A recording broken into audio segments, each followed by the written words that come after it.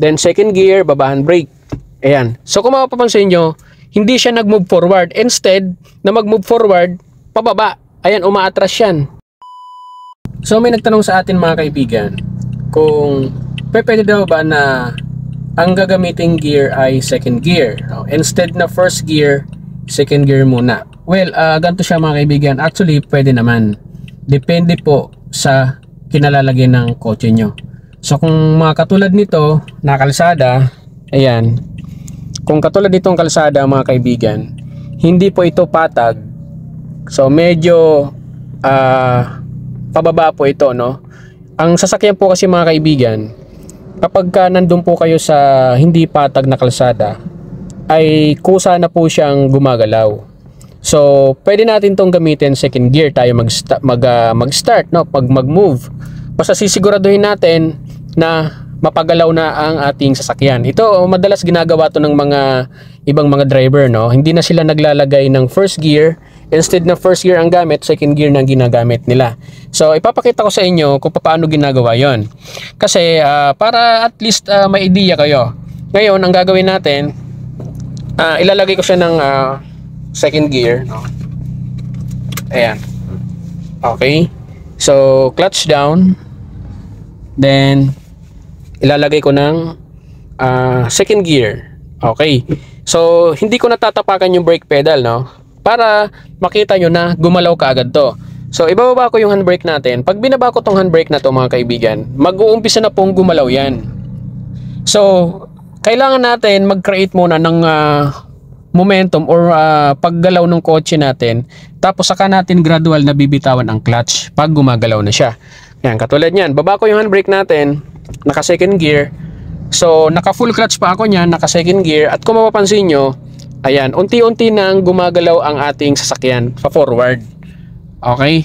Take note na, no? Nandun pa sa ilalim yung clutch ko niyan, hindi ko po yan tinataas.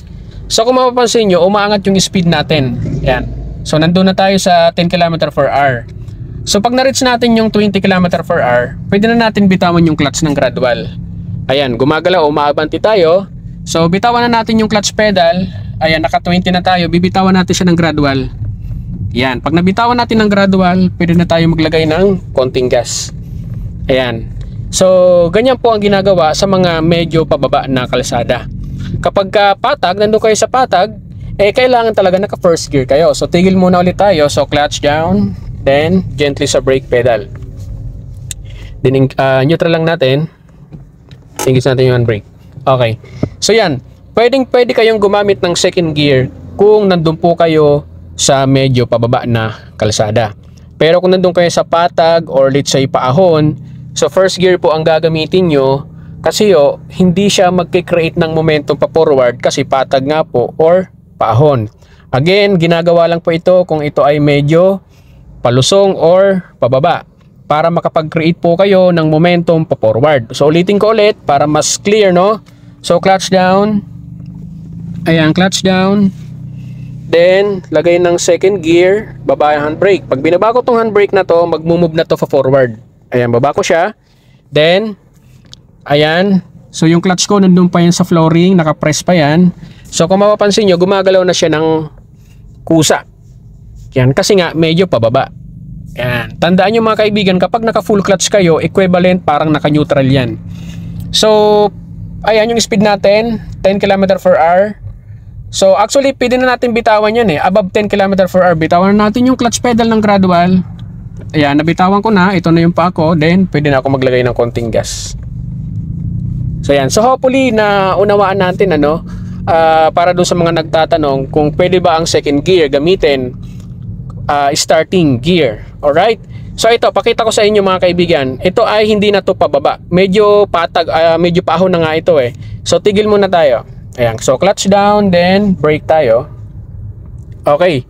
Dito mga kaibigan, kung mapapansin nyo, ayan, so handbrake ko muna, lagay ko ng neutral. Ito po, hindi na po ito gagalaw ng kusa pa forward kasi medyo ahon ng konti or patag.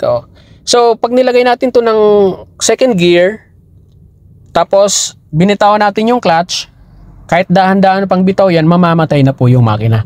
So kailangan dito ay first gear na talaga. So ipapakita ko sa inyo. So, magsimula tayo sa second gear, no, para makita nyo na hindi oobra ang second gear dito. So, clutch down, then second gear, babahan brake. Ayan. So, kung mapapansin nyo, hindi siya nag-move forward. Instead, na mag-move forward, pababa. Ayan, umaatras yan. So, yan po ang mangyayari kapag nandun po kayo sa paahon or patag. So, brake tayo, tigil tayo. Ayan. So, ang gagawin natin, first gear talaga. First gear, then, kailangan naka-brake kayo kasi medyo ahon to. So, taas ng clutch gradual. Pag nag-biting point, i-hold natin. Ayan, naka-hold. Ayan, tsaka pa lamang to mag-move forward. Ayan. So, ganyan po ang ginagawa sa mga medyo patag or medyo paahon. Tapos, bitaw na nung clutch kapag gumagalaw na siya, then gas na tayo. Ayan. So, hopefully, mas malinaw po sa inyo, no? Lalong-lalo na sa mga new drivers, sa mga beginners, at sa mga nag-uumpisa pa lamang mag-aral mag-drive. That's it!